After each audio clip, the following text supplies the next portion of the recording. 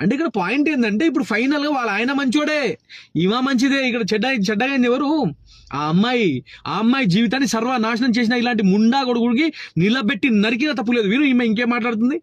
ఒక షూట్ లో ఉన్న వాళ్ళం మేమంతా క్లోజ్ అయిపోతుంటే నేను ఏం చేయగలుగుతా? పీకనిగా పోయి షూట్ లా భార్య ఉంది, పిల్లలు ఉన్నారు, షూట్ కి పోయి ఈయనకి భార్య పిల్లలు ఉన్నారని అవగానే ఎట్లా కోల్పోతాడు ఈ ముండా కొడుకు? ఎట్లా కోల్పోతాడు చెప్పు, నువ్వే చెప్పు. నేను షూట్ లో ఉన్నా, పైపైన పడుతుంది, నేనేం చేయాలంటే అంత నిగ్రహంగా లేని ఈ ముండా కొడుకు ఎందుకు షూట్కి పోవాలి? షూట్కి పోయిన తర్వాత కూడా భార్య పిల్లలు ఉన్నారని తెలియదా ఈమెకి?